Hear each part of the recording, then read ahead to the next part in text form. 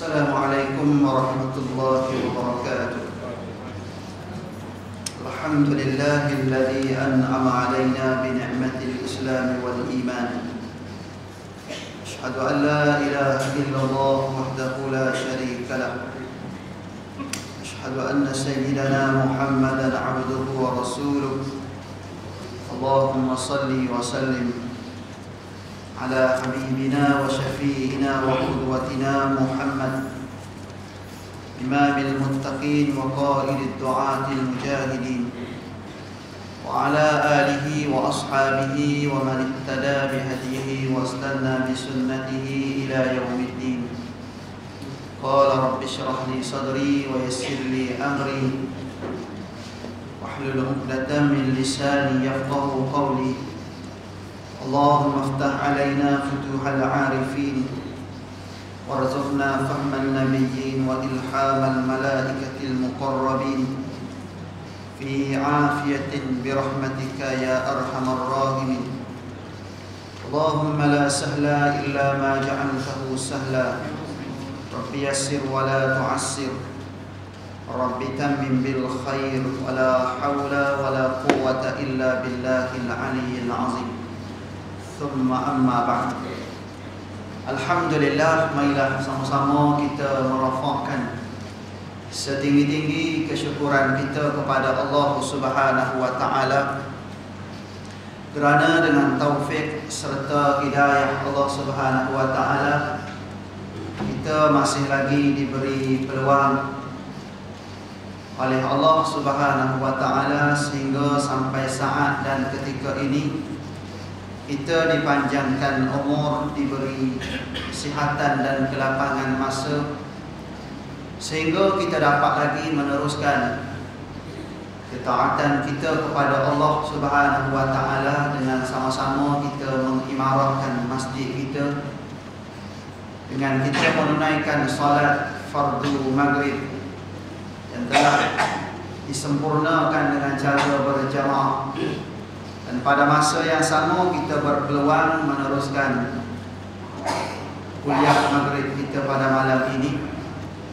Mudah-mudahan hasil daripada pertemuan ini kita mengharapkan keampunan daripada Allah Subhanahu wa taala. Kita mengharapkan rahmat dan keberkatan daripada Allah Subhanahu wa taala. Tuan-tuan muslimin muslimat yang dirahmati Allah Subhanahu wa taala sekalian, insya-Allah pada malam ini kita akan sambung perbincangan kita berkaitan dengan kitab Fiqhul Manhaji. Perbahasannya berkaitan dengan undang-undang keluarga di dalam Islam jilid yang keempat. Ini sebelum daripada terus dengan perbincangan ini, memandangkan kita masih lagi dalam bulan Syawal dan masih lagi pada peringkat awal selepas daripada kita menyambut hari raya. Inilah kuliah pertama saya bersama-sama dengan tuan-tuan. Saya ambil peluang ini untuk mengucapkan taqabbalallahu minna wa minkum salihah a'mal. Moga-moga Allah Subhanahu wa taala menerima segala bentuk ketaatan amal ibadah kita kepada Allah Subhanahu wa taala yang telah kita lakukan di dalam bulan Ramadan yang telah lalu. Moga-moga ia menjadi pemberat timbangan kita di akhirat nanti. Moga-moga ia menjadi penyebab kita dipandang oleh Allah Subhanahu wa taala dengan pandangan rahmat dan kesian belas. Dan moga-moga hasil daripada itu juga kita mengharapkan suatu hari nanti kita dijemput dan ditempatkan oleh Allah Subhanahu wa taala di dalam syurganya insya-Allah. Seterusnya tuan-tuan muslimin muslimat yang dirahmati Allah sekalian,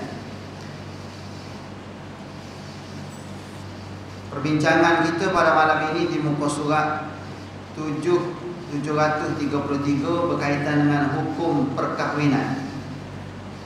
Hukum perkahwinan dalam kehidupan kita ni tidak lepas daripada segala bentuk hukum. Hukum syarak berkaitan dengan halal haram, makruh harus, sunat, ada seumpamanya. mesti terlibat dengan kita semua, dan tidak terlepas dalam perkara berkaitan dengan perkahwinan juga tak terlepas daripada hukum-hukum tersebut. Qala al-musannifu hafizahullahu ta'ala wa nafa'ana bi ulumihi fi daraini amin. Hukum perkahwinan. Perkahwinan mempunyai hukum yang berubah-ubah berdasarkan keadaan individu itu sendiri. Ini hukum perkahwinan. Sebab lain orang lain hukum, lain orang lain kemampuan. Maka hukum berkaitan dengan perkahwinan ni dia berubah-ubah, dia jenis fleksibel sikit, tak sama atas individu itu. Ada orang hukumnya sunat, ada setengah orang hukumnya makruh, ada setengah orang khilaful aula, ada setengah orang afdal tidak berkahwin, ada setengah orang afdal berkahwin. Maka kita cerminkan diri kita kedudukan mana. Walaupun kita tahu nikah itu, perkahwinan itu merupakan salah satu daripada amalan sunnah, amalan sunnah, sehingga Nabi bagi tahu an-nikahu sunnati faman lam ya'mal bi sunnati falaysa minni. Nikah itu, perkahwinan itu ialah sunnahku, dan barang siapa yang tidak beramal dengan sunnahku, kata Nabi, ia bukan daripada kalangan. Hadis pun begitu. Perkara ini diperincikan oleh para ulama fiqh berdasarkan hadis Nabi. Hak Nabi bagi tahu itu maka dipecahkan kepada beberapa kategori hukum, supaya kita boleh bawa kehidupan kita berdasarkan kemampuan kita. Perkahwinan mempunyai hukum yang berubah-ubah berdasarkan keadaan individu itu sendiri. Berikut dijelaskan hukum-hukum perkahwinan. Hukum perkahwinan. Dalam kitab Fiqhul Manhaji ini dijelaskan hukum perkahwinan ini dipecahkan kepada lima kategori. Dipecahkan kepada lima kategori. Kategori yang pertama iaitu sunat berkahwin. Sunat maknanya kalau dia tak kahwin tak ada masalah. Kalau dia berkahwin, dia dapat pahala sunat. Perilaku perkahwinan itu sendiri lain daripada dapat pahala ikut sunnah. Maka perbuatan perkahwinan itu hukumnya sunat. Maka bagaimana kriteria orang yang sunat hukumnya ke atas dirinya ketika itu? Ini berlaku jika individu itu berhajat kepada perkahwinan. Seorang individu itu memang benar-benar berhajat kepada perkahwinan. Dengan erti kata lain, beliau ingin berkahwin. Memang dia nak berkahwin. Pada masa yang sama bukan sekadar nak berkahwin, memiliki kemampuan dari segi nafkah. Keinginan dalam hati ini memang nak berkahwin. Pada masa yang pertama, yang keduanya dia ada memiliki kemampuan dari segi nafkah. Nafkah ada, nafkah zahir, nafkah batin, mampu. Mas kahwin ada, dia boleh sediakan mas kahwin. Mas kahwin murah tuan-tuan. Mas kahwin kalau di negeri kita Selangor ni berapa tu? RM300. Wilayah persekutuan masih lagi dengan RM80.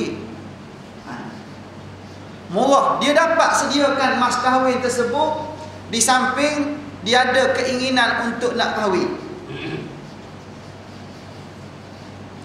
dan dia mampu sediakan nafkah. Nafkah zahir dia mampu, nafkah batin dia mampu. Nafkah kehidupannya dia mampu, nak bagi makan anak mampu. Kalau dia berkahwin nanti nak sediakan rumah untuk isteri dia, dia mampu. Dan nak bagi makan minum pada isterinya mampu. Dia bagi tempat tinggal mampu. Dan kalau lahirlah hasil daripada perkahwinan tersebut zuriat, dia mampu nak handle zuriat tersebut. Keuangan ada dan hemah untuk berkahwin ada. dan kehidupan isterinya, pada masa yang sama dia boleh bela kehidupan isteri dia ketika itu. Dan beliau merasakan bahawa beliau tidak akan terjerumus ke dalam perkara maksiat. Pada masa yang sama, walaupun dia mampu lagi kawal diri dia. Semua dia mampu dah tadi. Keinginan nak berkahwin ada. Sediakan nafkah pada isteri dan anak-anak, tempat tinggal cukup lengkap, dia mampu. Mas kahwin untuk disediakan, dia mampu. Tetapi pada masa yang sama,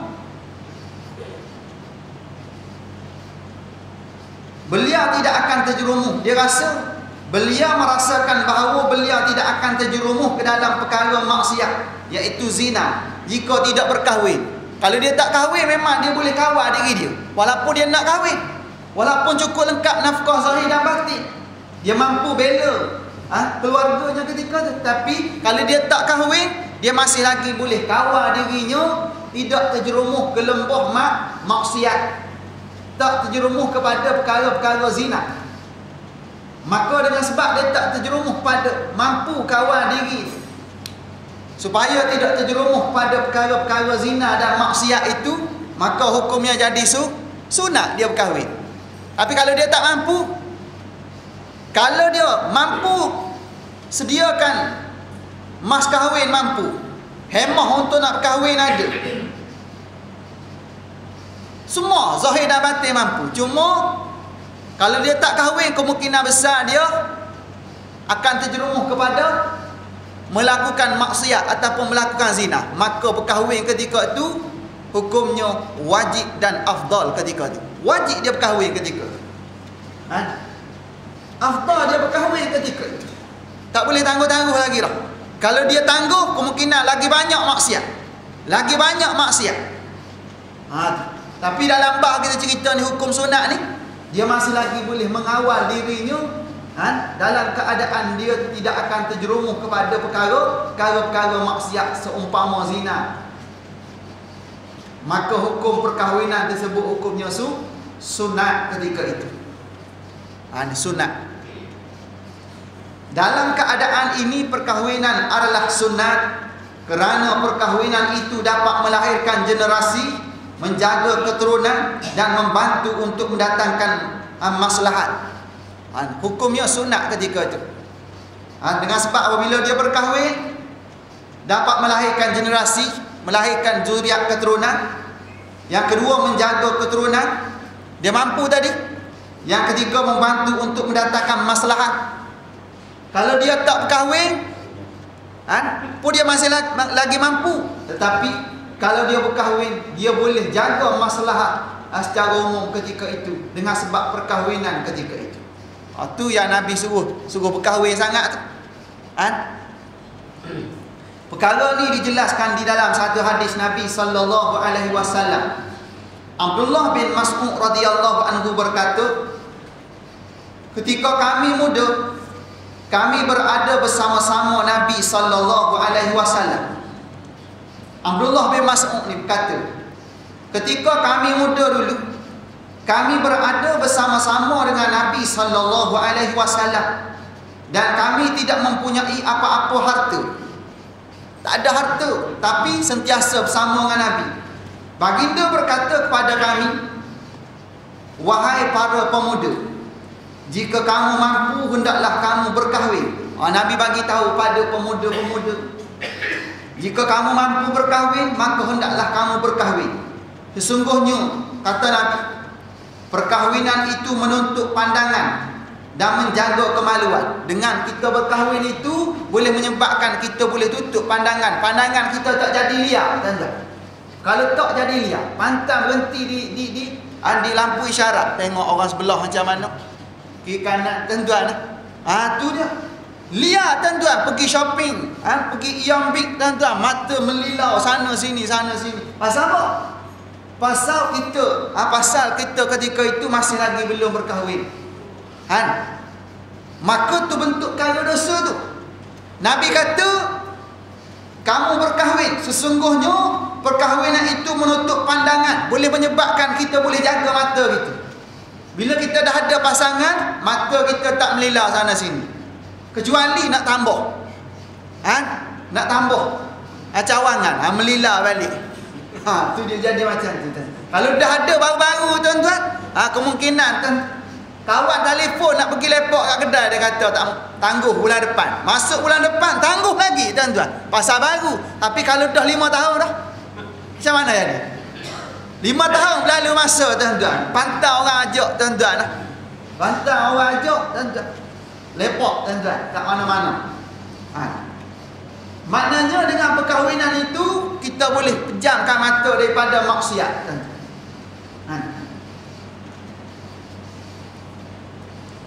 Dan pada masa yang sama menjaga kemaluan. Nak jaga kemaluan dengan perkahwinan tersebut, kita jaga kemaluan kita. Daripada melakukan segala bentuk maksiat melibatkan kemaluan, maka kita jadikan penggunaan kemaluan tadi mengikut cara yang syar'i. Bila ada ijab kabul yang sah, hubungan tersebut ialah hubungan yang diredai oleh Allah Subhanahu wa taala. Pahala dapat tuan-tuan. Hebat. Sebab tu suruh kahwin sangat. Tapi syarat mampu. Zahir dan batin. Lalu Nabi kata lagi, sesiapa yang tidak mampu hendaklah berpuasa, kerana puasa itu adalah pendinding baginya. Barang siapa yang tak mampu nak berkahwin dengan sebab kemampuan zahirnya ataupun kemampuan batinnya tidak cukup ketika itu, tidak mampu dari segi sudut zahir ataupun tidak mampu dari segi sudut batin, ataupun kedua-duanya sekali, maka hendaklah dia berpuasa. Puasa. Pasal apa kena puasa? Pasal nak tundukkan hawa nafsu. Tujuan puasa macam tu, macam kita dalam bulan Ramadan kan. Kalau kita puasa macam mana jadi? Lemah badan kita tuan-tuan. Hubungan kita dengan Allah Ta'ala jadi hebat pasal boleh tundukkan hawa nafsu. Sebab tu dalam bulan Ramadan baru-baru ni hebat kita. Ada setengah orang dia boleh khatam 30 juzuk Al-Quran dalam bulan Ramadan. Kenapa? Kerana dengan puasa tadi dia tundukkan hawa nafsu. Sebab tu kita berhari raya. Tujuan hari raya tadi bagi siapa? Bagi orang yang berjaya menundukkan hawa nafsu. Dia berjaya tewaskan hawa nafsu sebulan bulan Ramadan, maka dia berhari raya. Hari raya ni bukan kerana samping baru, bukan kerana baju Melayu baru, tu sunat je. Samping baru tu sunat, pakaian baru tu sunat. Hari raya yang sebenar ialah dengan kita kembali fitrah. Idul Fitri dengan maksud kita, Aid bahasa Arab, dengan maksud Aid kembali, fitrah kembali bersih, Maknanya dengan kita kalahkan hawa nafsu sebulan bulan Ramadan, kita tundukkan hawa nafsu, kita tingkatkan segala bentuk amal ibadah, kita mohon keampunan pada Allah, kita berhari raya dalam keadaan seolah-olah kayaumin waladathu ummu, seolah-olah kita baru dilahirkan oleh ibu kita. Ibarat seolah-olah macam tu, seolah-olah kita baru lahir. Walaupun umur kita 50, umur kita 60, tetapi dari segi sudut kerohaniannya, dari segi sudut dosa pahalanya, seolah-olah kita baru dilahirkan. Tu nilai hari raya. Nilai hari raya macam tu. Sama juga ni. Sesiapa yang tidak mampu hendak berpuasa, kerana puasa itu adalah pendinding baginya. Hendaklah dia berpuasa kerana puasa itu pendinding baginya. Maknanya kalau dia nak kahwin tapi tak mampu, duit tak cukup lagi tuan-tuan, zahir tak cukup lagi, batin alhamdulillah cukup, mampu, tapi dengan sebab pihak belah pengantin perempuan letak hantaran 15,000, kita baru ada 5,000, baru ada 5,000 contohnya, nak kena cari duit lagi, nak kahwin, nak, cuma tak mampu lagi. Sabar ni dalam bab mana ni? Bila mana kita mampu nak berkahwin dari segi sudut batin, cuma kita sangkut dalam satu bab mana ni? Bab zahir. Keuangan kita tak cukup ketika tu.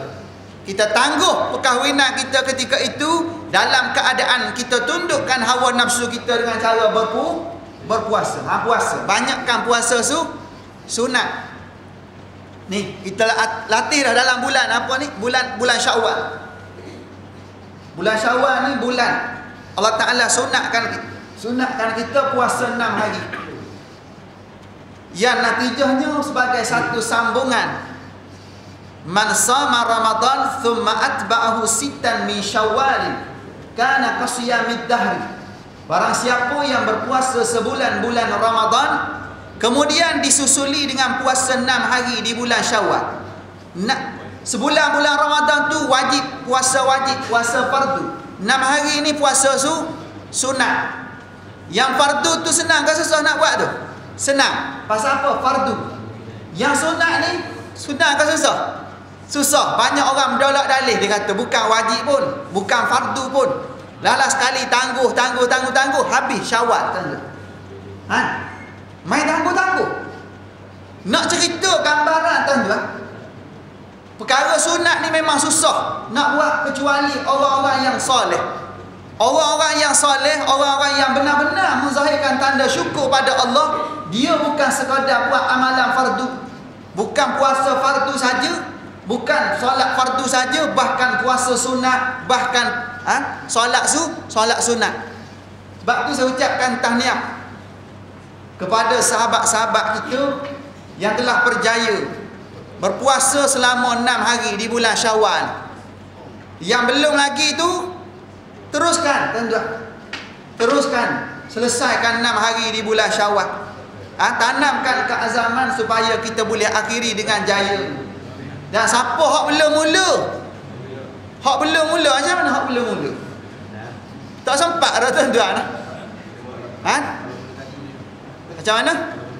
Kalau mula tadi boleh tuan-tuan. Tapi kena straight. Kalau baru nak mula pagi besok makan sahur, dah memang terlepas tuan-tuan. Dia dah berhutang sehari tuan-tuan, dia tak lepas. Tapi nak buat tuan-tuan. Kalau nak buat juga buatlah, tak ada masalah apa tuan-tuan. Tapi puasa pensyariatan puasa bulan Syawal ni tuan-tuan 6 hari.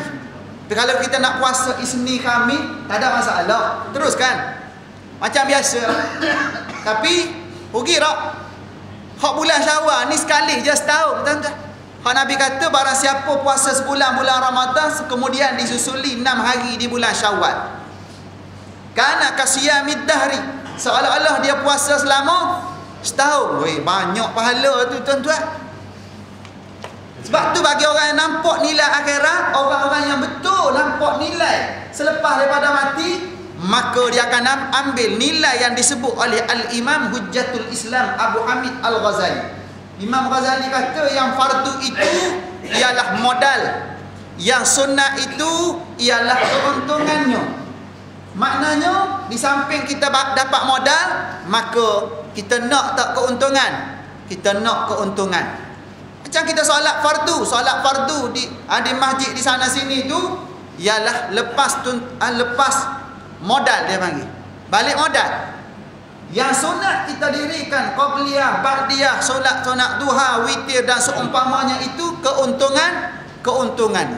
Sebab itu jangan kita rasa cukup dengan modal, carilah keuntungan. Tetapi dalam bab perkahwinan ini, bagi siapa yang nak berkahwin tapi tak cukup duit lagi, masih lagi dalam mengumpul, nak cukupkan 10,000 lagi hantarannya, maka dia kena banyakkan puasa di samping berdoa supaya Allah Subhanahu Wa Taala bagi kekuatan. Kena banyakkan doa, hidupkan solat sunat duha, banyakkan baca Al-Quran, lebih lagi surah Al-Waqiah, supaya Allah Taala buka pintu rezeki tuan-tuan. Kalau di langit diturunkan, kalau di bumi dikeluarkan, kalau jauh didekatkan, kalau susah senangkan, kalau haram sucikan. Nak macam tu tuan-tuan, kena hidupkan kembali perkara tersebut di samping kita berpuasa.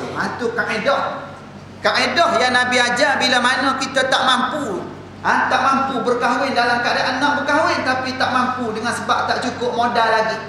Kalau kita kahwin, kemungkinan teranaya isteri kita ketika itu. Kemungkinan dengan sebab kita berkahwin tu, kita tak mampu nak sediakan rumah. Tak mampu. Kita hanya mampu sewa bilik ketika itu, tuan-tuan. Takut-takut timbul fitnah dalam masyarakat. Tidur di masjid, tuan-tuan. Takut-takut jadi macam tu. Berkahwin, tidur di masjid, timbul fitnah. Maka sabar dulu. Sabar tersebut dengan cara mana? Dengan cara berpuasa. Di samping kita berdoa, di samping kita mencuba nasib dalam sumber pendapatan kita, maka banyakkan berpuasa. Moga-moga boleh tundukkan hawa nafsu kita ketika itu. Itu kaedah. Kahwin dalam keadaan ini adalah lebih baik daripada menumpu perhatian untuk beribadah dan hidup berbujang. Okey, orang seumpama ni hukumnya sunat berkahwin, tuan-tuan. Kahwin dalam keadaan ini, keadaan mana ni? Keadaan seperti mana saya sebut tadi. Keinginan nak berkahwin ada, kemampuan handle keluarga. Kalau dia berkahwin tidak ada penganiayaan, nafkah zahir dapat bagi, nafkah batin dapat bagi, tempat tinggal dapat bagi. Semasa nak berkahwin tu dia mampu sediakan mas kahwin pada isteri ketika itu. Walaupun pada masa yang sama dia tak dapat menjaga. Beliau merasakan bahawa beliau tidak akan terjerumus ke dalam perkara maksiat. Walaupun tak berkahwin, dia masih lagi boleh jaga diri ketika itu. Maka hukumnya sunat. Sunat dia berkahwin. Maknanya lebih aula, lebih afdal kahwin tak? Lebih aula, lebih afdal dia berkahwinlah ketika itu.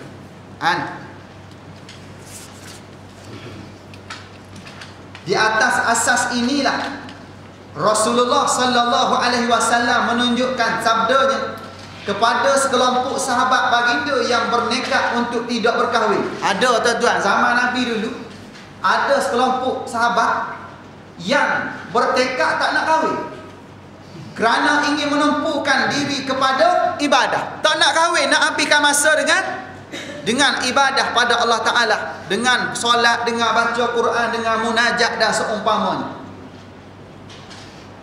Berlaku dah zaman Nabi dulu. Zaman kita ni semua orang nak kahwin, tuan-tuan. Semua orang nak kahwin. Kadang-kadang, tuan-tuan, terlampau nak kahwin tadi, tuan-tuan, tak sempat kahwin, tuan-tuan. Dia bawa lari dah. Bawa sana sini, tuan-tuan, macam dah kahwin.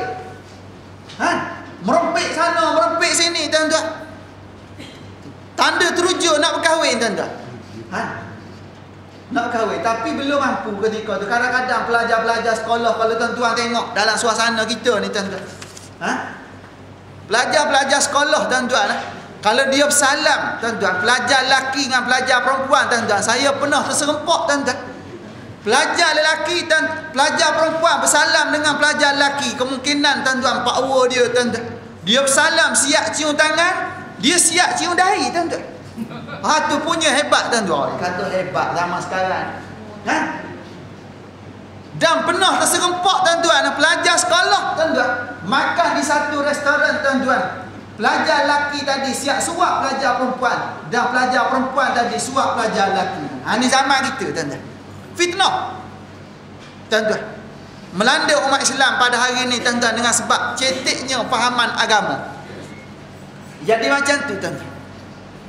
Teruja dalam bab tu, tuan-tuan, kita hari ini dalam keadaan belum mampu, dalam tempoh belajar, masih lagi belajar, dalam keadaan tak mampu, mereka mencuba nasib, tuan-tuan. Kenapa? Kerana nafsu tidak terkawal ketika itu, tuan-tuan. Ini kita takut sama hari ini.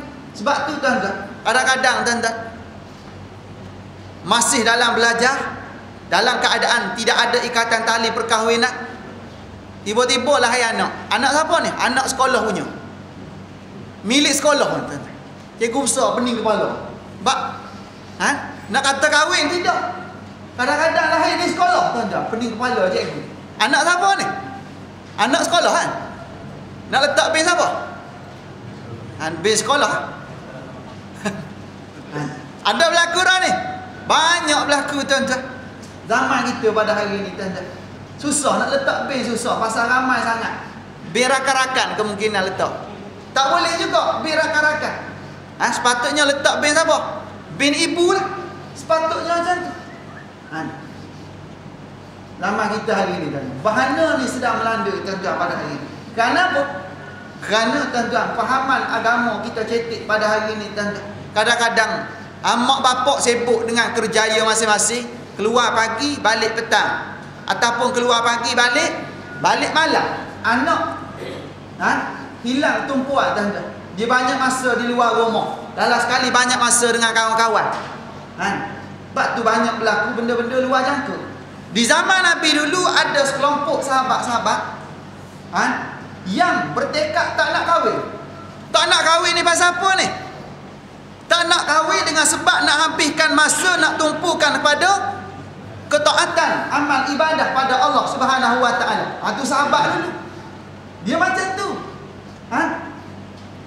Sebab tu berlaku kepada Imam Nawawi rahimahullahu taala. Kahwin tak? Tak kahwin. Habis masa buat apa tu? Habis masa karang kitab tuan-tuan, habis masa dengan belajar. Tengok. Tu berlaku pada Imam Nawawi. Berlaku pada sahabat dulu yang bertekad tak nak kahwin dengan sebab nak habis masa dengan ketaatan pada Allah, amal ibadah pada Allah. Kalau ni disebut dalam satu hadis. Anas radhiyallahu anhu berkata, terdapat sekelompok sahabat Nabi sallallahu alaihi wasallam bertanya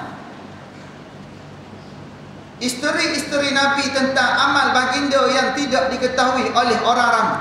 Ada kelompok sahabat tanya isteri-isteri Nabi berkaitan dengan amalan Nabi yang tak diketahui oleh orang ramai.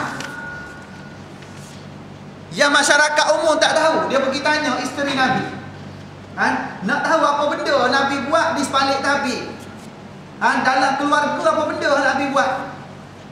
Ada kelompok sahabat bagi tahu. Minta tanya macam tu.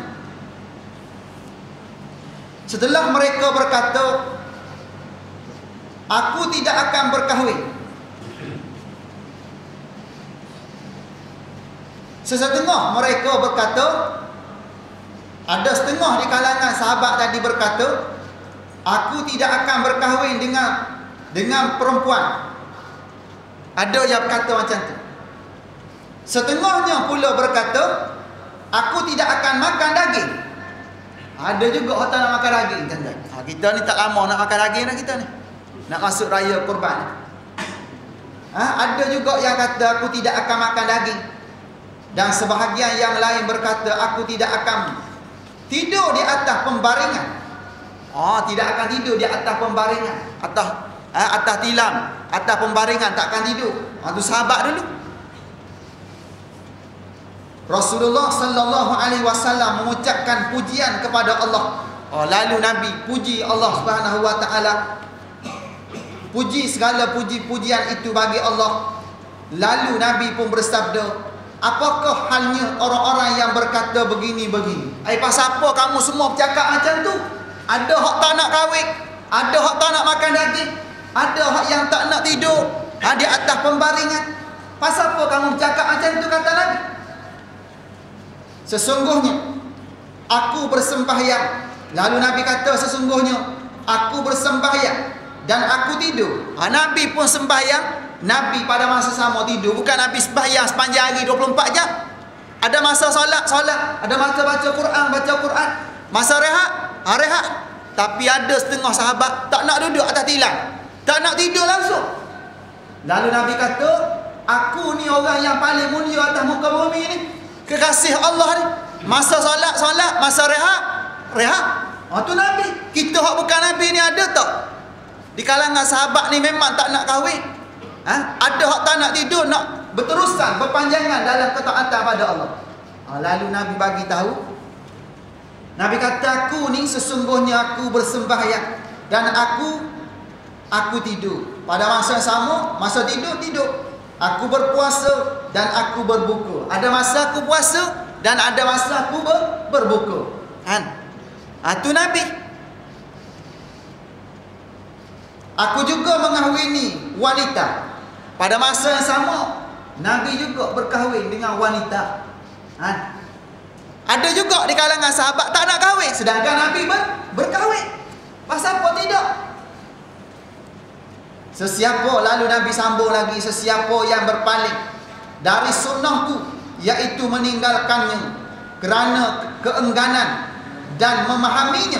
Dia tahu perkahwinan itu sunnah Nabi, dia tahu ibadah itu amalan Nabi, dia tahu semua tu, tapi dia ingkar dalam keadaan dia tahu, dalam keadaan dia mampu berkahwin, dalam keadaan dia dah cukup nafkah zahir dan batin, sengaja tak nak berkahwin dalam keadaan dia ingkar ketika itu. Bukan tangguh, bukan sibuk dengan amal ibadah semata-mata, tetapi dia ingkar ketika itu. Ingkar perintah perkahwin.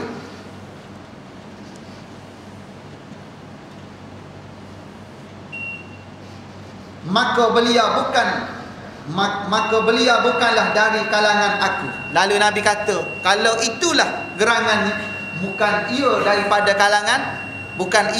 kalanganku. Nabi tak mengaku, tuan-tuan, Nabi tak mengaku umat. Tapi kalau dia sibuk dalam bab ibadah, dia ada depan ni, tuan-tuan, kita cerita lepas ni. Cuma kalau ingkar perintah perkahwinan itu, maka Nabi tak mengaku jadi umat. Sama juga ingkar perintah kewajipan solat ni. Ingkar tu cerita lain, tapi kalau tak solat dalam keadaan dia tahu ni perintah, ada hukum syarak, perintah solat ni wajib, tapi dia tak solat, tu masih lagi dalam bab fasik. Tapi kalau ingkar perintah kewajipan, bukan fasik biasa tu, boleh menyebabkan kufur ketika itu. Sama juga dengan kewajipan berkaitan dengan perkahwinan ni. Sampai setahap ingkar, tak nak berkahwin. Pasal apa? Pasal nak tumpukan amal ibadah dalam keadaan ingkar perkahwinan, maka Nabi tak mengaku umat. Tapi kalau dia masih lagi nak tumpu kepada amal ibadah dalam keadaan tidak ingkar perintah perkahwinan, nak kahwin cuma belum masa, maka macam tu tak apa kita, belum masa. Tu kita cerita dari segi sudut hukum sunnah berkaitan dengan perkahwinan berdasarkan dalil yang disebutkan oleh Nabi SAW. Maknanya kalau kita dah mampu dari segi sudut zahir dan batin, pada masa yang sama kita mampu handle diri kita daripada terlibat segala bentuk maksiat, maka hukumnya sunat kita berkahwin ketika itu.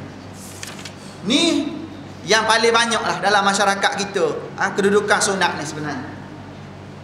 Tu yang pertama.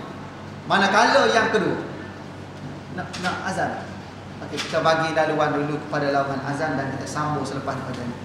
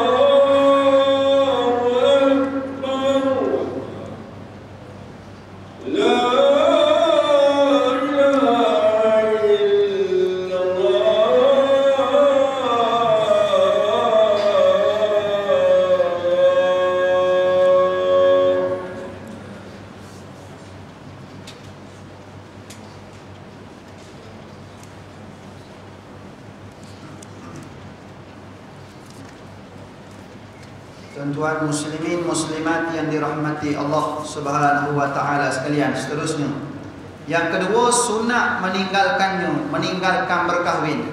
Kalau tadi sunat berkahwin, yang kedua ini sunat meninggalkan berkahwin. Maknanya lebih baik tidak berkahwin. Dengan maksud kalau dia berkahwin juga hukumnya makruh. Kalau dan melakukannya dikira khilaful aula. Hukum ini berlaku jika individu itu berhajat untuk berkahwin tetapi tidak mempunyai kemampuan dan nafkah. Nak kahwin tapi tak mampu. Keinginan nak kahwin itu memang ada, tetapi tidak mempunyai kemampuan dan nafkah. Nafkah zahir pun tak mampu, yang batin pun tak mampu. Maka hukumnya ketika itu tuan-tuan, sunat meninggalkan. Kalau dia lari, elakkan diri daripada dia berkahwin ketika itu, lebih aula. Kalau dia kahwin juga, makruh. Kenapa? Khawatir dengan sebab perkahwinan tersebut menganiayai isterinya ketika itu. Ini kemungkinan ada juga. Kalau dia kahwin, isteri teraniaya ketika itu, tak cukup makan. Dalam keadaan ini, individu itu hendaklah beribadah dan berpuasa untuk menjaga kesucian diri. Dia sepatutnya kalau dah tak mampu, dia banyakkan habiskan masa dengan ibadah dan berpuasa supaya dia boleh tundukkan hawa nafsu. Kalau dia kahwin, takut-takut anaya isteri ketika itu. Ini kerana kesibukan beribadah dan berpuasa akan melupakannya dari memikirkan soal kahwin serta mengurangkan keinginannya. Dengan sebab dia sibuk dengan ibadah, sibuk dengan puasa, maka tumpuan untuk berkahwin tadi hilang. Kalau dia ada tumpuan tu, takut-takut dia tertekan. Dan kalau dia kahwin, takut-takut teraniaya isterinya ketika itu.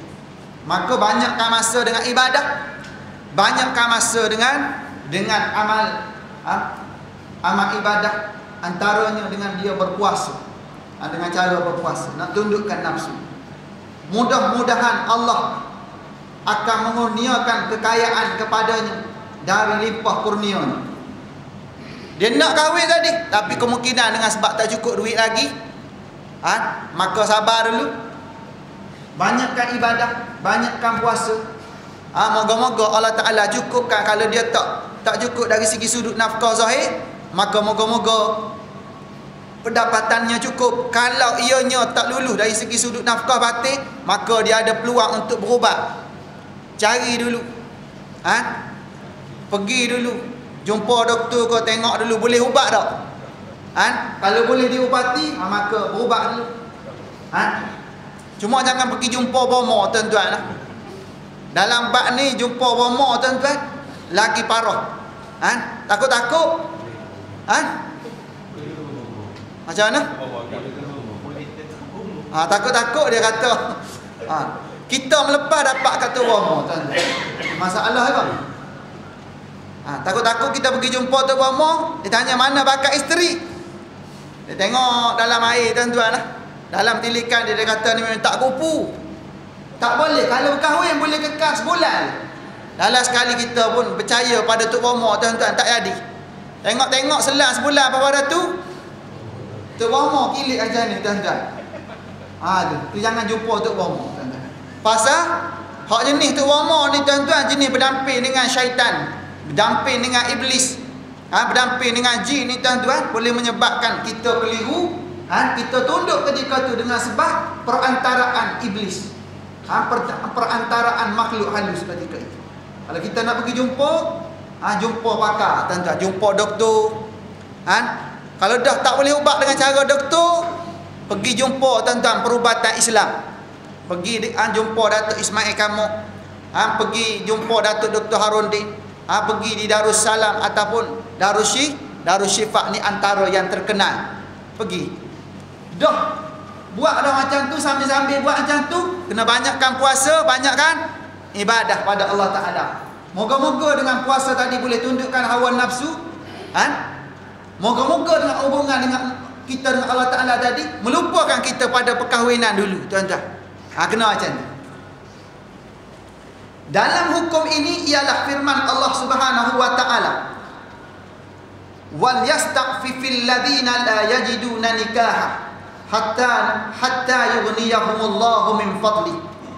Dan orang-orang yang tidak mempunyai kemampuan berkahwin, hendaklah mereka menjaga kehormatan mereka sehingga Allah Subhanahu wa Ta'ala memberikan kekayaan kepada mereka dari limpah kurnia-Nya.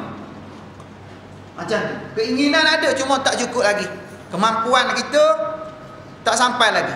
Ingin nak kahwin, maka Allah Ta'ala dah bagi satu garis panduan, tuan-tuan. Limpah kurnia ni, tuan-tuan, khazanah Allah Ta'ala luas, tuan-tuan. Langit dan bumi ni, tuan-tuan.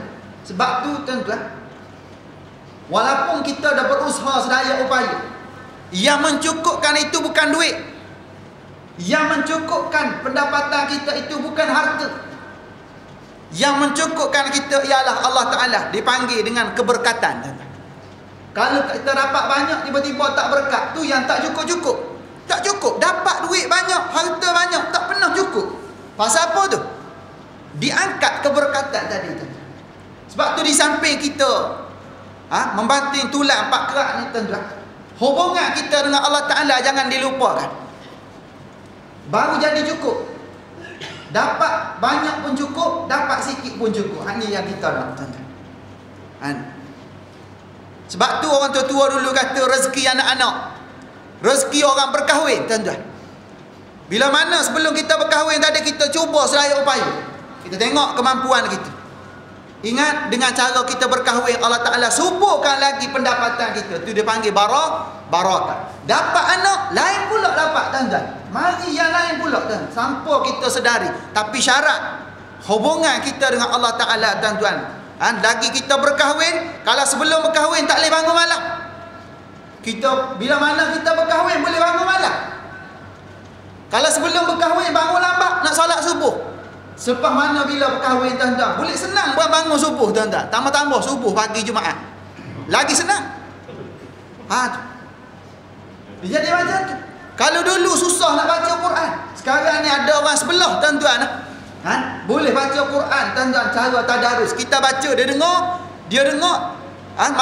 kita baca, dia dengar, dia boleh tegur. Masa dia baca, kita semak, kita dengar ketika. Seronok tak? Seronok kahwin, tuan-tuan. Dia jadi macam tu. Dia panggil apa tu? Barakah. Keberkatan macam tu. Jangan pula dengan sebab berkahwin kita rasa macam tertekan. Sebelum berkahwin tenang je, tiba-tiba berkahwin tak tenang jiwa, tuan-tuan. Ni ada something, tuan-tuan, kena pergi jumpa. Kalau tak tenang juga, kena pergi jumpa. Terima nasihat daripada siapa-siapalah yang mampu bagi nasihat. Biasanya, tuan-tuan, di peringkat kita ni imam lah, imam masjid ataupun pendahulu berdaftar nikah. Tapi kalau zaman Nabi dulu, ada seorang sahabat, dia ni sentiasa tak cukup pendapatan, tuan-tuan, tak tenang kehidupan, tuan-tuan. Nabi kata berkahwin, lalu kahwin kawan ni seorang. Lalu dia pergi jumpa lagi Nabi. Dia kata, tak cukup-cukup lagi ni, macam mana ni? Nabi kata, lagi satu. Kahwin lagi satu. Tak cukup, tuan-tuan. Pendapatan dia lagi tak cukup, tuan-tuan. Daripada satu, tambah dua, lagi tak cukup. Lalu pergi jumpa Nabi, timur nasihat daripada Nabi. Nabi kata, kahwin lagi satu. Kahwin, tambah cawangan lagi satu. Dalam sekali lagi tertekan kehidupan dia ketika itu, tuan-tuan. Nabi kata dalam hadis, orang berkahwin ni Allah Ta'ala bela pendapatan, rezekinya melimpah ruah, keberkatan kehidupan. Lalu dia pergi kali yang keempat jumpa Nabi. Nabi kata, kahwin lagi satu. Cukup 4 orang. Dalam sekali rupa-rupanya yang keempat ni, tuan-tuan, memang menghasilkan keberkatan rumah tangga, tuan-tuan. Isteri yang keempat ni orang yang jenis pandai, tuan-tuan. Jenis tukang jahit, tukang tenun, tuan-tuan. Lala sekali ketiga-tiga isteri. Ketiga-tiga tadi, tuan-tuan, dia ajar kemampuan-kemampuan yang ada pada diri isteri yang paling muda ni, tuan-tuan. Dia ajar semua sekali keempat isteri tadi, tuan-tuan. 3 lagi isteri tadi. Lala sekali, tuan-tuan. Barulah seorang sahabat ni nampak nilai perkahwinan itu mendatangkan keberkatan. Nampak tak? Sebab tu kita ni kena macam tu juga, tuan-tuan. Tu kaedah Nabi ajar kita, tuan-tuan. Tapi syarat hubungan dengan Allah Ta'ala, usaha kita, tuan-tuan, jangan pernah lekat, jangan pernah sunyi daripada usaha dan ikhtiar. Jangan pula kita kahwin tak nak usaha, sembahyang je kuat, tuan-tuan, kerja malas, tuan-tuan, tak jadi. Biar kita bekerja, tuan-tuan. Ataupun kalau isteri kita bekerja, isteri dengan reda hati ketika tu dia nak bekerja, kita buat apa? Kita kerja apa? Kita jaga anak, contohnya masak, boleh macam? Boleh, tak ada masalah. Syarat dengan reda hati isteri, tak ada masalah. Nak macam tu kita pun. Hukum ini juga dipahami daripada hadis Nabi sallallahu alaihi wasallam. Nabi kata macam mana? Man istata'a al-ba'ata falyatazawwaj. Sesiapa di kalangan kamu yang mempunyai kemampuan, hendaklah dia berkahwin. Siapa-siapa yang mampu, kahwinlah. Dan kahwinlah. Kahwin. Kalau tak mampu, sabar. Cara mana sabar tadi? Ingat dengan puasa dan teruskan ketaatan amal ibadah pada Allah Ta'ala. Di samping kita cukupkan cari usaha ikhtiar dengan kerjaya kita, supaya tabungan kita cukup untuk berkahwin tadi, tuan-tuan. Dia kena macam tu. Itu dalil daripada Nabi. Jika dia tidak mempunyai kemampuan, meninggalkan perkahwinan adalah sunat baginya. Kalau tak mampu, memang tak mampu dia, maka dia tinggal berkahwin ketika itu. Dia tangguh dulu perkahwinan ketika itu. Hukumnya sunat bagi diri dia. Sunat tidak berkahwin bila mana dia tidak mampu. Tujuannya macam mana? Tak nak berlaku penindasan di dalam rumah tangga. Bila tak mampu, penindasan berlaku penindasan. Sebelum ni, bawah jagaan mak ayah, bawah jagaan ibu bapa, pakaian terjaga, makan minum cukup. Tiba-tiba berkahwin. Sebelum ni makan 2 kali sehari, 3 kali sehari. Lepas berkahwin, makan sekali sehari. Puasa tiap-tiap hari. Banyak puasa daripada berbuka. Kadang-kadang tertekan ketika tu. Jangan kita buat benda-benda pelik, tuan-tuan. Tambah-tambah kita hak duduk selalu datang dengar kuliah ni, biar faham betul. Kena faham betul, tuan-tuan. Kena macam tu. Okey, seterusnya yang ketiga pula. Yang ketiga, makruh. Kalau kahwin, hukumnya makruh. Makruh berkahwin. Macam mana? Hukum ini berlaku jika individu itu tidak berhajat untuk berkahwin. Memang tak ada keinginan nak kahwin, tiba-tiba kahwin. Teranaya tak? Anaya juga. Makruh hukumnya. Hukum ini berlaku jika individu itu tidak berhajat untuk berkahwin, seperti dia tidak berkeinginan, sama ada disebabkan oleh faktor semula jadi, sakit, atau sebab-sebab lain. Sama ada dia ada penyakit ketika itu, ataupun sebab musabab yang lain menjadikan dia tidak ada keinginan nak kahwin, maka hukum berkahwin ketika itu jadi makruh. Pada masa yang sama, dia juga tidak memiliki kemampuan untuk berkahwin. Tak ada. Kalau dia nak kahwin, memang dia tak mampu ketika itu, tak mampu kahwin. Ini berlaku kerana perkahwinan menuntutnya sesuatu yang tidak mampu dilakukan. Ini berlaku kerana perkahwinan menuntutnya sesuatu yang tidak mampu dilakukannya, seperti menyediakan mas kahwin, tak mampu, serta berikan nafkah, tak mampu juga. Oleh itu perkahwinan adalah makruh baginya, dengan sebab tak mampu. Mas kahwin pun tak ada, nak bagi nafkah pun tak cukup, maka hukum ketika itu makruh. Makruh ketika itu, tanda. Sekalipun dia tahu ini bakal isteri kita ni gaji besar, mengharap ketika itu sebelum jadi sebelum jadi isteri kita. Makruh ketika itu.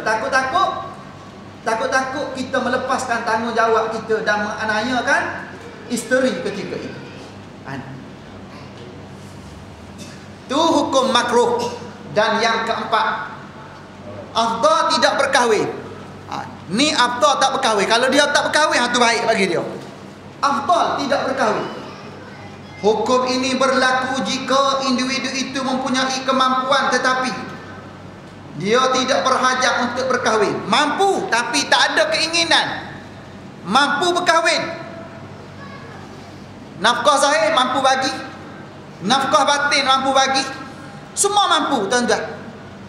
Tempat tinggal mampu. Cuma tidak berhajat untuk berkahwin. Ada tak berhajat untuk berkahwin. Walaupun mampu tapi tak ada keinginan nak berkahwin dia. Tak ada hajat untuk nak kahwin. Pasal apa tu? Kerana tidak mempunyai keinginan. Tujuannya tak ada keinginan. Tengok pun tengok macam tengok besi je. Macam tikus tengok besi, bukan tikus tengok laut. Tengok besi tak ada rasa apa. Tu.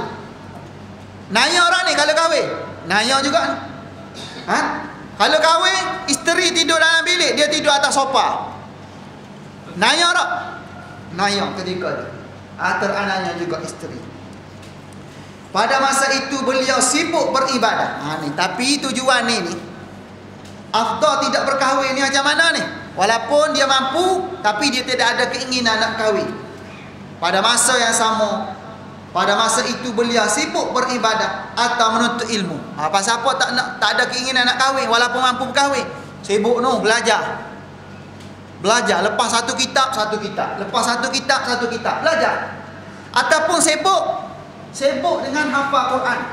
Sibuk dengan amal ibadah. Walaupun dia mampu kahwin tapi tak ingin nak kahwin dengan sebab duk sibuk dengan amal ibadah, duk sibuk dengan menuntut ilmu.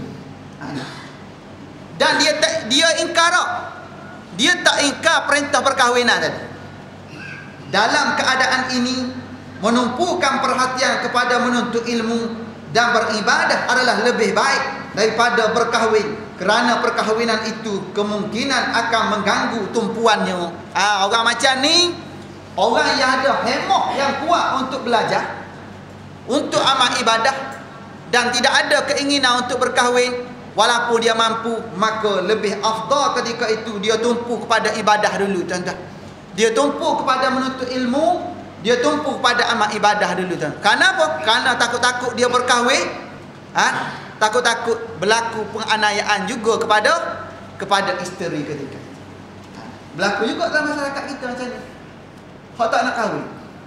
Tak nak kahwin pasal apa? Pasal nak habis masa dalam belajar.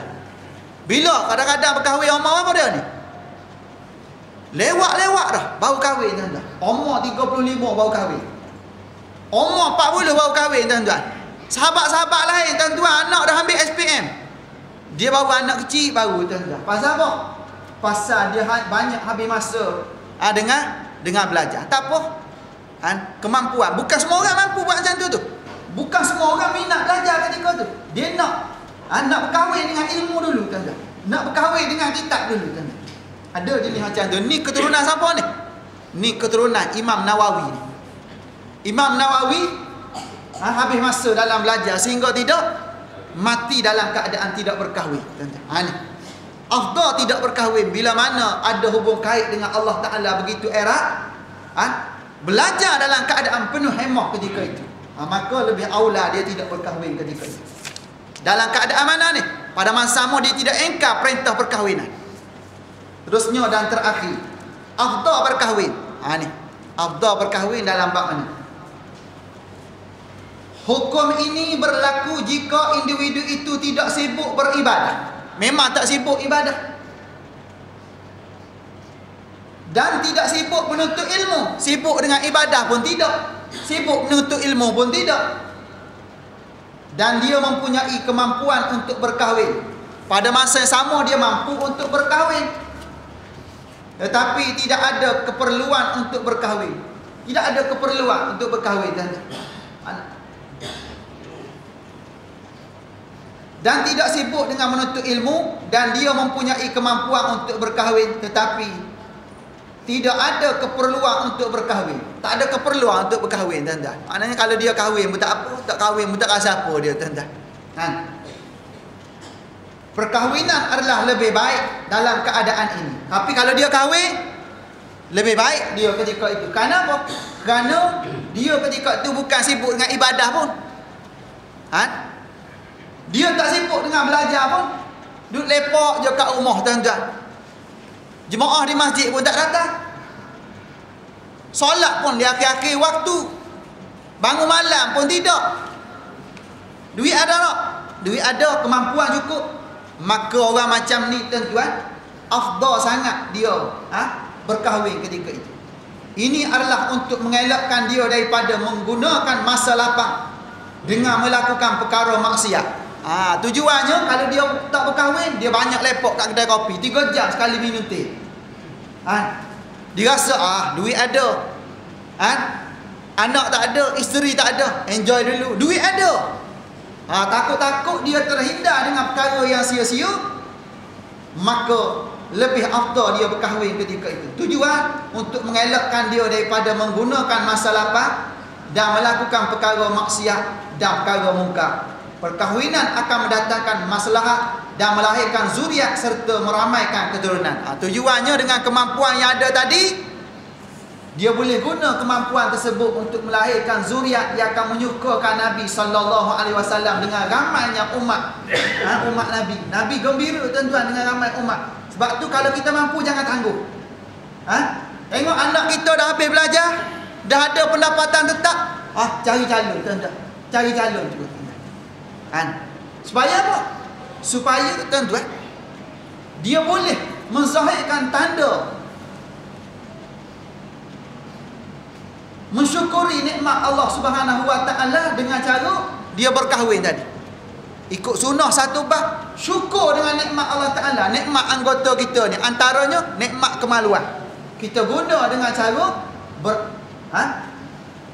dengan cara yang betul, dengan melalui hubungan yang sah, ijab kabul yang sah, maka hukum ketika itu afdal berkahwin ketika itu. Afdal berkahwin. Itu 5 kedudukan dalam mazhab Syafi'i yang berlaku dalam masyarakat kita. Ada yang makruh, ada yang sunat, ada yang afdal berkahwin, ada yang afdal tidak berkahwin.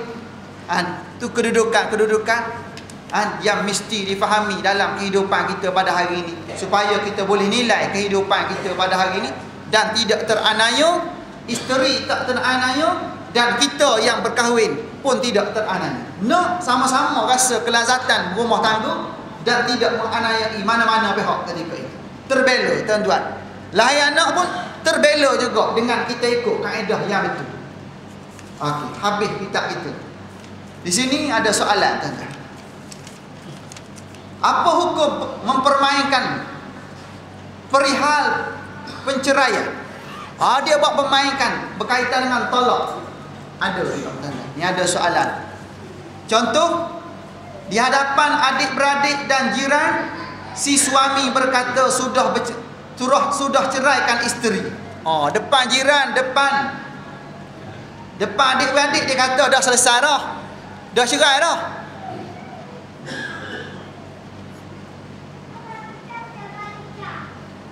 Dan dah selesai buat kes cerai di pejabat qadi. Dia kata selesai semua, dah keluar surat siap dah. Ataupun dah file berkaitan dengan perintah cerai. Tetapi bila balik rumah di hadapan ibunya sendiri, si suami iaitu anak pada si ibu ni menafikan akan perceraian itu. Dia main macam tu.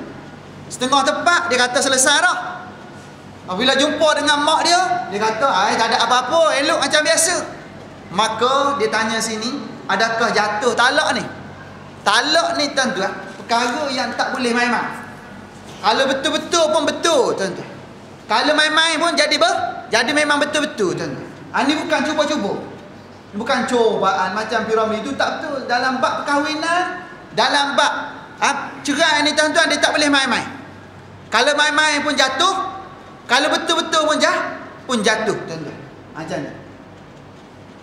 Kahwin macam mana? Kahwin bersama juga tuan-tuan. Kahwin ni, kalau dah cukup syarat, tiba-tiba kita akad ketika tu tuan-tuan. Akad. Tiba-tiba ada syarat, cukup syarat. Rukun cukup. Tanya saksi. Kiri kanan. Dia kata sah. Sah tak? Sah ketika tu. Perkahwinan pun macam tu juga tuan-tuan. Cerai? Sama tuan-tuan. Benda ni. Sebab tu kena berhati-hati. Dalam bab ni kena betul-betul lah. Bila lagi melibatkan cerai ni tuan-tuan, bila berkahwin jangan sedikit pun ada niat nak bercerai tuan-tuan. Sedikit pun jangan terlintas dalam hati, dalam kotak fikiran kita, dalam hati kita nak bercerai tuan-tuan. Kenapa? Kerana tuan-tuan, sekali kita lapaskan lapas cerai tuan-tuan, bergegar arasy Allah Subhanahu wa taala, kerana ini benda harus yang paling dibenci oleh Allah Subhanahu wa taala. Benda harus tapi paling dibenci oleh Allah taala. Allah taala benci benda macam ni. Tapi benda macam ni tuan-tuan, sana sini berlaku pada hari ni tuan-tuan. Kalau di Selangor pada hari ni tuan-tuan, dengan sebab ni antara negeri yang paling maju dalam negara kita ni tuan-tuan, yang paling ramai penduduk tuan-tuan. Penduduk luar pun datang sini. Dalam sekali sabit kes di negeri Selangor banyak tuan-tuan. Perkahwinan berapa kes? Dalam setahun 16,000 kes.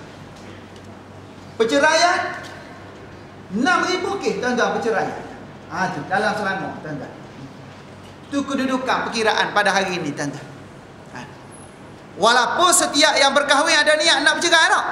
Tak ada tuan-tuan.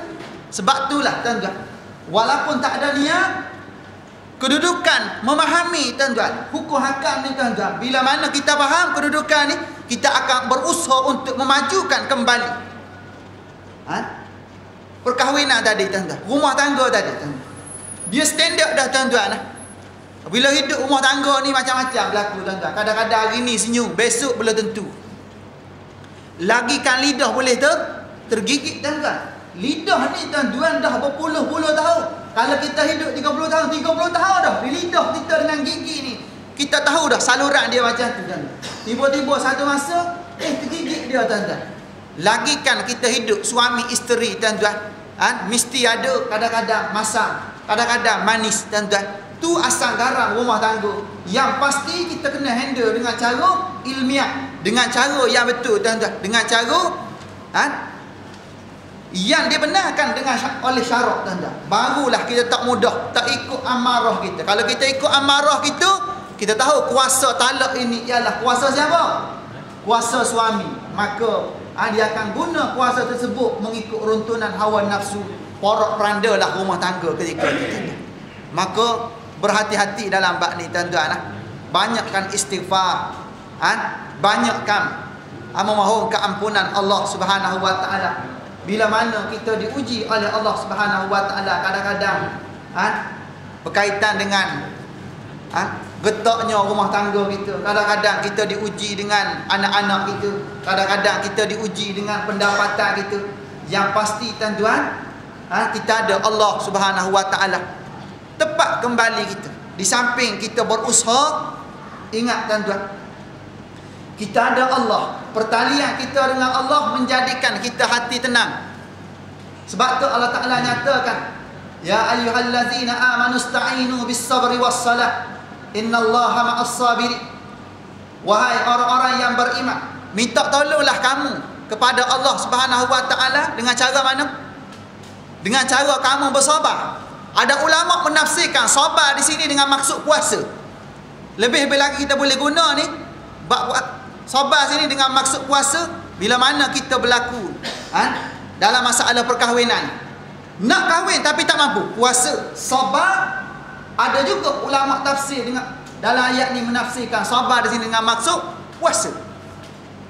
Sabar dengan maksud puasa, ataupun sabar dalam bentuk umum, ataupun pada masa yang sama dengan cara kita menunaikan solat. Bisabri wassalah. Solat dan juga memohon pertolongan Allah Subhanahu wa taala Dan apabila kita boleh buat macam tu, kata Allah, innallaha ma'as sabirin. Sesungguhnya Allah Subhanahu wa taala bersama-sama dengan orang yang sabar. Bila mana kita bersama dengan Allah, masa itulah kita hidup diberkati oleh Allah Subhanahu wa taala. Kita nak macam tu je tuan-tuan. Kita nak bila mana kita bersama dengan Allah, hidup kita diberkati oleh Allah Subhanahu wa taala. Jadi habis tuan-tuan, kitab kita pun dah habis dan soalan pun dah habis. Soalan daripada tuan-tuan ada tak? Silakan. Kenapa tak ada itu lelaki kata tak ada perempuan? Pula. Untuk lelaki saja, kenapa perempuan tak ada?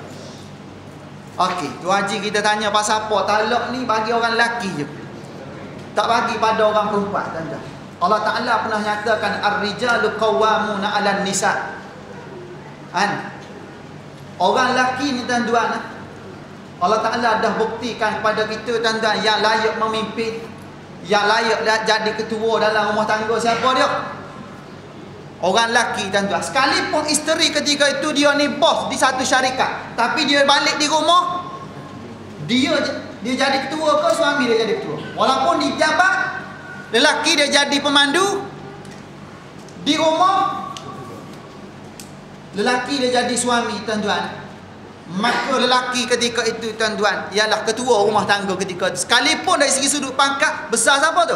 Besar isteri, pangkat dunia. Pangkat dengan Allah Ta'ala, dengan melalui ijab kabul ni siapa besar? Suami lebih besar ketika itu tuan-tuan. Sebab tu tuan-tuan, kuasa yang ada pada orang lelaki tuan-tuan, kuasa kepimpinan, kuasa kesabaran yang begitu besar ada pada orang lelaki tuan-tuan. Dia boleh handle banyak kali. Sebab tu Allah Ta'ala bagi pada orang lelaki kuasa talak tuan-tuan. Kalau bagi pada orang perempuan, tengok-tengok, tak puas hati. Hari tu juga dia bagi, tak fikir panjang tuan-tuan. Tak fikir panjang. Lebih lagi zaman kita hari ni tuan-tuan. Zaman ramai orang perempuan daripada ramai orang lelaki tuan-tuan. Sebab tu kuasa ni ada pada orang lelaki. Kalau orang lelaki ni tak boleh tahan sabar tuan-tuan, kuasa ni tuan-tuan Allah Ta'ala tak bagi tuan-tuan. Tengok, alah, ramai lagi. Hilang satu, petik jari, datang berapa? 10 boleh datang tuan-tuan. Macam ni. Sebab tu kuasanya Allah Ta'ala bagi pada orang lelaki, dia boleh berlaku satu-satu keretakan rumah tangga, dia boleh handle dulu. Handle dengan cara yang baik dulu. Dengan sebab kuasa memimpin tadi memang kuasa Allah Ta'ala dah bagi pada orang lelaki sebagai pemimpin rumah tangga tuan-tuan. Sebab tu satu benda pelik bila mana kita nak bagi kuasa memimpin di peringkat tertinggi tuan-tuan, bagi pada orang perempuan. Seperti mana suasana di negeri kita ni. Pelik sikit tuan-tuan. Satu benda pelik. Lebih lagi yang di peringkat tertinggi tuan-tuan. Bukan kata tak boleh, boleh. Tapi dia jadi macam pelik sikit tuan-tuan. Pelik, ajaib sikit tuan-tuan. Kenapa? Bercanggah dengan hadis Nabi, bercanggah dengan Al-Quran. Kalau naik juga hukumnya jadi makruh ketika tu. Kenapa? Betapa ramai orang lelaki pada hari ini kuasa mentadbir, kuasa memerintah, lebih lagi di peringkat tertinggi. Pun begitu segala bentuk dan keputusan kita terimalah dengan sami'na wa ata'na tuan-tuan. Sami'na wa ata'na. Maksud saya tuan-tuan, walaupun cakap macam tu, tapi bila mana putusan tu keluar, sami'na wa ata'na, kerana dalam bidang politik ni tuan-tuan kita susah nak baca tuan-tuan. Kita ada peringkat bawah ni dia lain bacaan dia. Tetapi orang ada peringkat tinggi di atas sana tuan-tuan, dia ada bacaan-bacaan yang tersendiri, dia ada kuasa politik tuan-tuan yang tersendiri, yang perlu kita sami'na wa ata'na, ataupun dengan kata lain wala. Sama juga tuan-tuan. Suami dengan isteri tuan-tuan, kalaulah perintah suami tadi tidak bercanggah dengan syariat, tidak melibatkan perkara haram, maka wajib isteri ketika itu sami'na wa ata'na ketika itu tuan-tuan. Ada lagi tak?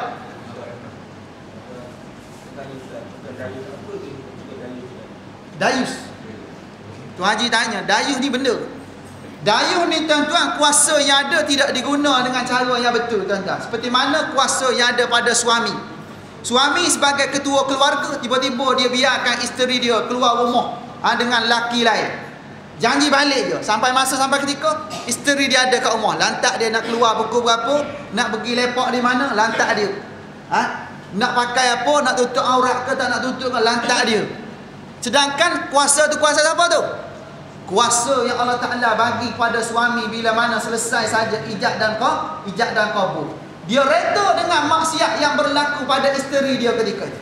Dia reda perkara maksiat berlaku pada anak dia sedangkan dia ada kuasa ketika itu. Maka ni dia panggil dah dayus. Nabi kata ad-dayus la yadkhulul jannah. Orang yang dayus dia tidak akan masuk syurga. Bila tak masuk syurga, mana tempat dia? Neraka lah tempat lelaki yang dayus. Sebab tu kita sebagai pemimpin keluarga tuan-tuan, jangan sekali-kali reda terhadap segala bentuk maksiat yang berlaku dalam keluarga kita. Dalam keadaan kemampuan yang ada pada kita, kita pastikan maksiat tersebut dapat kita cegah dengan sedaya upaya kita. Kenapa? Kerana kita tidak nak kita ni masuk dalam golongan lelaki yang dayus.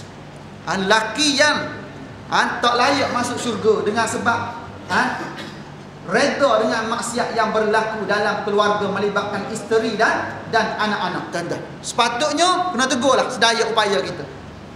Cara tegur macam mana? Dia ada kedudukan yang tersendiri. Nak tegur isteri ni tuan-tuan, pada peringkat awal tegur lidah je tuan-tuan. Tegur lidah. Tegur dengan cara perkataan. Tegur tak jadi, tak makan samat tuan-tuan. Lepas tu tak boleh buat cara macam tu. Kita cari nasihat dengan siapa-siapa tuan-tuan. Pergi jumpa bahagian nasihat di Jabatan Agama, bahagian konseling tuan-tuan. Terima nasihat situ, balik kat rumah sama, tak berubah. Maka peringkat seterusnya tuan-tuan, dah terima nasihat. Kita nasihat tak makan saman. Orang nasihat, orang yang lebih ada otoriti nasihat pun tak berubah juga. Maka nak buat macam mana? Pisahkan tempat tidur tuan-tuan. Pisahkan tempat tidur, biar dia tidur seorang. Biar dia sejuk. Biar dia tidur seorang. Lepas tu tengok tak berubah juga. Sampai satu tahap dia tak berubah juga tuan-tuan. Masih lagi dengan agenda maksiat dia tuan-tuan. Maka akhir sekali selepas kita nasihat sampai tahap pisah tempat tidur ni tuan-tuan, maka akhir sekali bukan setakat pisah kat tidur tuan-tuan. Penghujung sekali tuan-tuan, selepas kita tengok memang kita ni tuan-tuan tak boleh nak hidup dalam keadaan haluan yang sama, maka akhir sekali, natijah terakhir sekali baru talak tuan-tuan. Akhir sekali tuan-tuan barulah melafazkan talak ketika itu tuan-tuan. Boleh? Itu kedudukan dia. Habis tu. Jadi sekadar itulah. Silakan. Dalam satu perkahwinan, jadi status seorang wanita itu tak tahulah sama ada daripada segi nikah dengan lelaki. Jadi bila dah nikah, baru dia tahu yang wanita itu bukan wanita sebenarnya. Wanita dah ada perhubungan dengan zina. Jadi macam mana hukum nikah? Okey. Pernikahan dengan wanita yang dah tukar jantina daripada lelaki tukar jadi perempuan. Asalnya lelaki, dia kira mana ni? Dia kira asal tuan-tuan. Dia kira yang asal. Kalau tak tahu daripada peringkat awal, tengok-tengok macam perempuan, memang perwatakan jadi macam perempuan. Ramai hari ni benda ni macam ni berlaku ni. Lala sekali berkahwin, juru nikah pun tak tahu, saksi pun tak tahu ketika tu tuan-tuan. Maka nikah tersebut sah tak? Nikah tersebut kalau kita tak tahu, dalam keadaan tak tahu ni, tak tahu ni, semua orang tak tahu. Semua orang tak tahu ketika tu tuan-tuan. Kecuali siapa yang tahu ni dalam bab ni? Wali tuan-tuan. Wali tahu tuan-tuan dalam bab ni tuan-tuan. Sebab tu tuan-tuan, kita nak menikah ni kuasa wali. Kuasa wali ni sebagai wali mujbir tuan-tuan. Dia kuasa untuk meluluskan nikah tadi tuan-tuan. Kecuali wali tu memang tak ada dah. Semua wali tak ada dah. Ni kemungkinan dengan sebab wali tak ada tuan-tuan. Perkara ni boleh berlaku. Kalau wali tu ada, memang dia tahu anak dia ni anak lelaki. Macam mana nak kahwin lelaki sama lelaki? Memang tak akan jadi. Kemungkinan kes ni yang sahabat kita tanya ni, kemungkinan melibatkan wali yang tak ada. Ayah tak ada, datuk tak ada, adik-beradik lelaki tak ada, adik-beradik lelaki seibu sebapa tak ada, seibu pun tak ada, semua tak ada, tak dapat dikesan. Nak kahwin, tiba-tiba dah berkahwin ketika itu. Sah tak? Sah perkahwinan tersebut dalam keadaan tak tahu, tuan-tuan. Tapi selepas dia tahu, kalau ikut tata cara dalam negeri kita di sini, tuan-tuan, selepas dia tahu, tuan-tuan, nikah tersebut terbatal dengan seberapa segera ketika itu dan perlu dilaporkan pada pihak jabatan agama, biasanya pejabat agama dia akan farakkan nikah, batalkan nikah tersebut, tuan-tuan, seberapa segera. Dengan sebab apa? Dengan sebab lelaki sama lelaki, tuan-tuan. Berlaku tadi dalam keadaan mana tu? Dalam keadaan syubhah. Berlaku persetubuhan tadi, dia tidur tadi macam mana tu? Tu dia panggil wati syubhah, dia panggil wati syubhah. Masuk dalam bab haram? Tak masuk, tuan-tuan. Tak masuk dalam bab haram. Dan kena farak seberapa segera, tuan-tuan. Ustaz, kalau yang model Ustaz, turun kahwin dia mesti dating dulu, Ustaz. Tahu. Dating dulu, dia pergi beli baju, dia pergi sebelum dia dating dulu, dia tahu. Dia mesti tahu, Ustaz. Kadang-kadang sekarang dia dating dulu. Dia tahu macam mana. Dia pergi dating dulu, ya? Dating dulu, Ustaz. Buat macam tu dulu. Dating dulu. Zaman sekarang ni tu Haji kata dia memang pergi sana sini, Bukit Belacan, Bukit Langat, semua bukit dia pergi, tuan-tuan. Wallahu a'lam dah, tuan-tuan. Tahu tak tahu, tapi kedudukan saya bagi tahu tu tuan-tuan, kedudukan jalan keluar, tata cara yang diamalkan dalam jabatan kita, tuan-tuan. Bila mana dalam keadaan tu berlaku, sah tak nikah? Dalam keadaan semua cukup syarat, tuan-tuan, sah nikah ketika tu. Tapi selepas tahu, batal. Difarak dalam keadaan seberapa segera ketika itu, tuan-tuan. Tak boleh. Memang tidak akan berlaku, tuan-tuan. Dalam Islam, dia kira yang asal, tuan-tuan. Sekalipun dia mati, tuan-tuan. Sekalipun mati, tuan-tuan. Tiba-tiba mati. Mati ni. Siapa nak urus jenazah tu?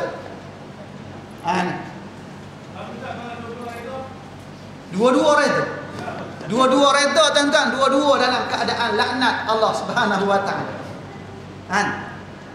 Dua-dua dalam keadaan laknat Allah Taala. Nak terus dalam keadaan macam tu. Dia jadi macam kaum Nabi Lut, tuan-tuan. Laki sama laki, tuan-tuan. Dia bukan lelaki. Asal dia lelaki, tapi kali ini dia macam perempuan tak boleh. Reda. Sekalipun reda memang tak boleh dalam Islam, tuan-tuan. Tidak akan berlaku benda macam tu. Dia nak lelaki dengan perempuan, tuan-tuan. Allah Ta'ala dah jadikan pasangan. Setiap yang dijadikan oleh Allah Ta'ala ni jadinya dalam keadaan berpasang-pasangan, tuan-tuan. Ada pasangan. Lebih-lebih lagi manusia. Ada pasangan tak? Ada lelaki, perempuan, tuan-tuan. Mana jangan lelaki sama lelaki, perempuan sama perempuan. Kena lelaki dengan perempuan, perempuan dengan lelaki. Tak ada lebih pada tu, tuan-tuan.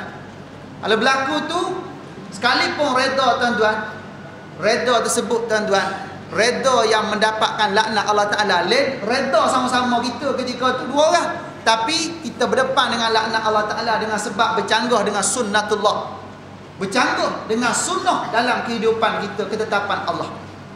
Walaupun dah berleluasa, kan Nabi bagi tahu, tuan-tuan, Allah Ta'ala melaknati orang lelaki yang tasyabuh, menyerupai perempuan. Orang perempuan dilaknat juga oleh Allah Ta'ala bila mana dia ni menyerupai lelaki, tuan-tuan. Allah Ta'ala melaknat dan Nabi juga melaknati kedua-dua kedudukan ini. Lepas tu kita kena berhati-hatilah. Walaupun banyak benda ni sedang berleluasa dalam masyarakat kita pada hari ini. Wallahu alam, tuan-tuan. Jadi sebelum saya tutup ni, tuan-tuan, 23 hari bulan ni saya ada buat satu majlis kesyukuran di rumah saya di nombor 32 Jalan Indah 3/4 Taman Ampat Indah. Majlis kesyukuran sempurna kita berada lagi dalam bulan Syawal ini. Moga-moga dengan kehadiran tuan-tuan semua kita dapat eratkan hubungan silaturahim Dan saya ambil peluang ini untuk jemput semua sekali muslimin dan muslimat ke majlis tersebut, bermula daripada selepas waktu Zuhur sehinggalah pukul 6 petang. Jadi tuan-tuan bawalah anak-anak, suami isteri, moga-moga dengan kehadiran tuan-tuan kita dapat menyerikan lagi majlis ini dan kita semua mendapat keberkatan hasil daripada majlis tersebut, insya-Allah. Jadi sekadar itu saja tuan-tuan, apa yang baik datang daripada Allah, yang kurang, kelemahan dan kejahilan saya sendiri. Mohon maaf, mohon ampun di atas segala kekurangan dan keterlanjuran. Siru ala barakatillah. Assalamualaikum warahmatullahi wabarakatuh. Auzubillahi